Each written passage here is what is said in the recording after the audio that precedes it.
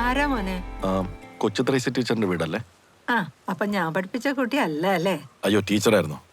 പറഞ്ഞ പോലെ ഞാൻ ടീച്ചറിന്റെ സ്റ്റുഡന്റ് അല്ല. ആ, അത് മനസ്സിലായി. മോനെ എവിടെന്നാ വരുന്നേ? ഞാൻ കൊച്ചിന്നാ വരുന്നത്. എനിക്ക് ടീച്ചർ പഠിപ്പിച്ച ഒരാളെ കുറിച്ച് കുറച്ച് കാര്യങ്ങൾ അറിഞ്ഞാൽ കൊള്ളാവുന്നുണ്ട്. 36 കൊല്ലം പിള്ളേരെ പഠിപ്പിച്ചിട്ടുണ്ട് എന്ന് കരുതി എല്ലാരും ഓർമ്മയൊന്നും കാണണമെന്നില്ല. മോനെ ഏത് കുട്ടിയെ കുറിച്ച് അറിയണ്ടേ? വർഷങ്ങൾക്ക് മുമ്പ് ടീച്ചറിന്റെ ക്ലാസിന്റെ ഇടയിൽ വെച്ച് ഓർമ്മ നഷ്ടപ്പെട്ടു പോയ ഏതെങ്കിലും സ്റ്റുഡന്റ് ഉണ്ടോ? അങ്ങനെ ഉണ്ടെങ്കിൽ അയാളെ കുറിച്ചാണ് എനിക്ക് അറിയേണ്ടത്. അമീറിനെ കുറിച്ചാണോ അറിയേണ്ടത്? അപ്പോ അങ്ങനെ ഒരു സംഭവം നടന്നിട്ടുണ്ടല്ലേ? ഒരിക്കലും മറക്കാൻ പറ്റാത്ത ഒരു കാര്യം അത്. കാരണം അന്നത്തെ ദിവസം അമീറിന് മാത്രമല്ല അങ്ങനെ സംഭവിച്ചത്. 1989 ഒരു ഒക്ടോബർ മാസത്തിലാണ് ആ സംഭവം നടന്നത്. വാ വാ, വേഗം വാ, പെട്ടെന്നാവട്ടെ. ഞാൻ നിങ്ങളുടെ കയ്യില് 5 ചെടികളുടെ ശാസ്ത്രീയ നാമം എഴുതിയ പേപ്പർ തന്നിട്ടുണ്ടല്ലോ. ആ ചെടികളൊക്കെ ഈ പരിസരത്ത് തന്നെയുണ്ട്. അപ്പൊ എല്ലാവരും വേഗം പോയി അത് കണ്ടെത്തിയിട്ട് വിളിക്കാം. ഓക്കെ, ചെല്ല് ചെല്ല്, വേഗം ആയിക്കോട്ടെ.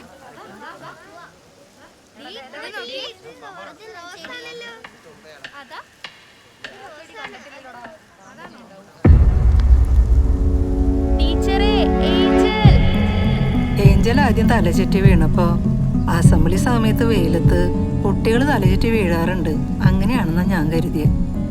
പക്ഷെ അത് കഴിഞ്ഞ് പെട്ടെന്ന് അമീറും തല കറങ്ങി വീണപ്പോ എല്ലാരും പേടിച്ചു. കാരണം ആ കുട്ടിയുടെ തല പൊട്ടി ചോര ഒലിക്കുന്നുണ്ടായിരുന്നു. അതെങ്ങനെ സംഭവിച്ചു? പെട്ടെന്ന് തല ചുറ്റി വീണപ്പോ എന്തിലെങ്കിലും ചെന്ന് തലയിടിച്ചതാവാനേ സാധ്യതയുള്ളൂ. എന്തായാലും ആ 2 കുട്ടികൾക്ക് പെട്ടെന്ന് തന്നെ ബോധം തിരിച്ചു കിട്ടി. ഏഞ്ചലിന് കുഴപ്പമൊന്നും ഉണ്ടായിരുന്നില്ല. പക്ഷെ അമീർ, ആ കുട്ടിയുടെ ഓർമ്മ നഷ്ടപ്പെട്ടിരുന്നു. അന്ന് ഈ കുട്ടികളെ ഏതെങ്കിലും ഡോക്ടേഴ്സ് വന്ന് പരിശോധിച്ചിരുന്നോ? ഓവല്ലോ, പക്ഷെ അവർ ഒരേ സമയത്ത് വീണതിന്റെ കാരണമൊന്നും അവർക്ക് വിശദീകരിക്കാൻ പറ്റിയില്ല. അമീറിന്റെ ഓർമ്മ നഷ്ടപ്പെട്ടത് വീഴ്ചയിലുണ്ടായ ആഘാതമാണെന്ന് അവര് പറഞ്ഞത്. പിന്നീട് ഈ അമീറിന് എന്ത് സംഭവിച്ചെന്ന് ടീച്ചർക്ക് അറിയോ?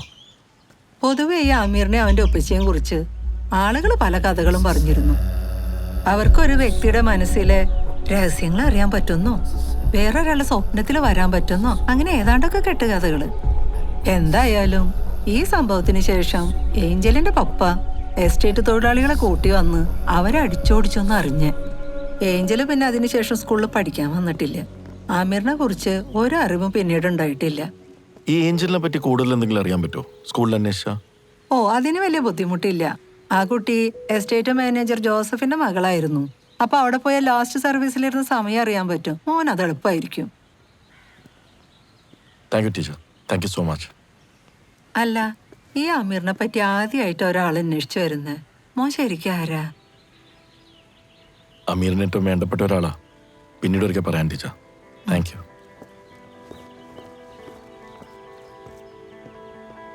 Excuse me.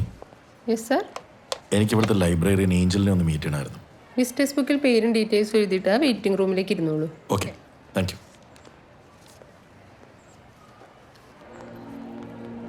Hello.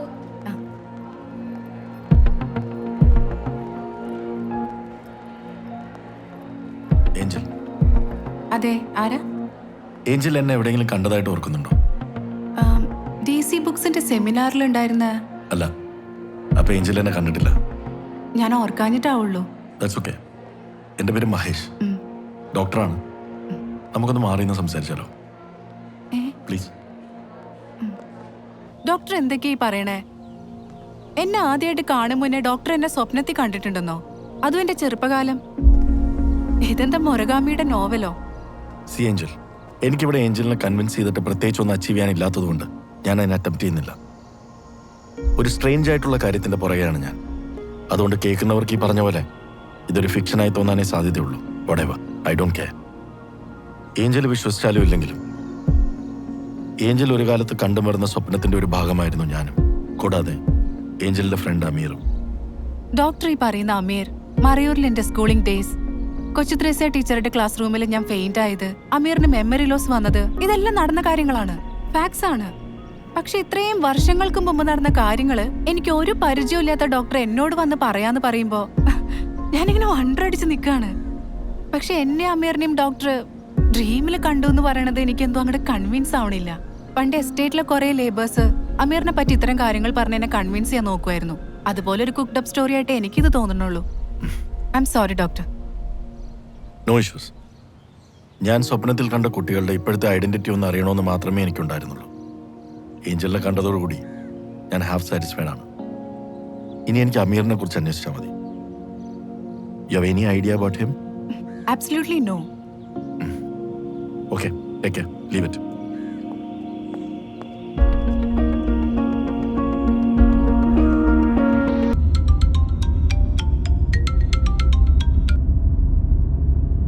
Hi Shweta. Conference എന്തായി? ഹാ, ഇന്നത്തെ സെഷൻ കഴിഞ്ഞു. ഹോട്ടലിലേക്ക് പോയിക്കൊണ്ടിരിക്കുക. എവിടെയാ മഹേഷിന്റെ ഹോട്ടല്? അവിനാശി റോഡിലാടി. എന്താടി ഒരു അൺസാറ്റിസ്ഫൈഡ് ഫീല്? ഏയ് നത്തിങ്. ശ്വേത, നീ വെറുതെ ആവശ്യമില്ലാത്തൊക്കെ ചിന്തിച്ച് ആങ്ഷ്യസ് ആയിക്കൊണ്ടിരിക്കുകയാണ്. ഞാൻ നാളെ കഴിഞ്ഞങ്ങ് എത്തും. എന്നിട്ട് ഞാൻ സ്ട്രേറ്റ് വന്ന് പിക്ക് ചെയ്യാം.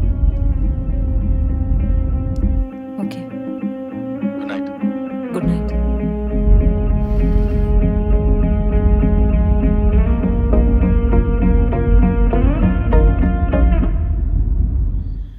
ഡോക്ടറെ, ഈ കൊച്ചു ത്രേസ്യ ടീച്ചർ പറഞ്ഞത് വെച്ച് നോക്കുമ്പോൾ സ്വപ്നത്തിന്റെ ആദ്യത്തെ ഭാഗം അമീറിനെയും ഏഞ്ചലിനെയും കാണുന്ന പോർഷൻ നടന്നത് 89 കാലഘട്ടത്തിലാണ്. അത് കഴിഞ്ഞ് 10-15 വർഷം കഴിഞ്ഞിട്ടാണ് ലോറി ഇൻസിഡന്റ്.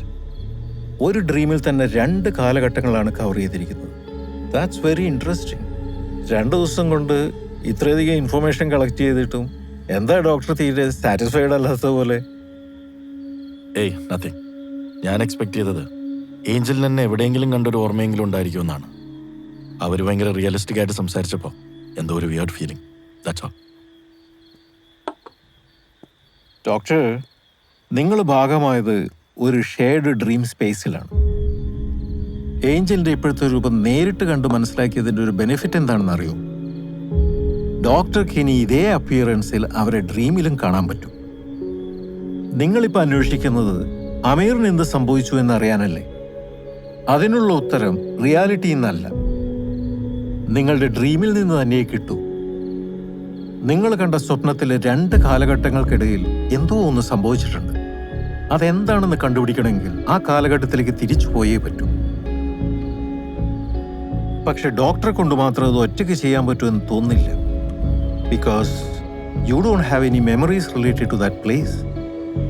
സോ നിങ്ങൾ എന്ത് ക്രിയേറ്റ് ചെയ്തിട്ടുണ്ടെങ്കിലും അത് നിങ്ങളുടെ വെറും ഇമാജിനേഷൻ മാത്രമായിട്ട് നിൽക്കും. പക്ഷേ ഏഞ്ചൽ അവിടെ ഉണ്ടെങ്കിൽ she can recreate any event or any day from her memories, because she was part of that place, that period. ഞാൻ അതിനെന്താ ചെയ്യേണ്ടത്? ഡോക്ടർ ഏഞ്ചലിനെ ഒന്നുകൂടെ പോയി നേരിട്ട് കാണണം.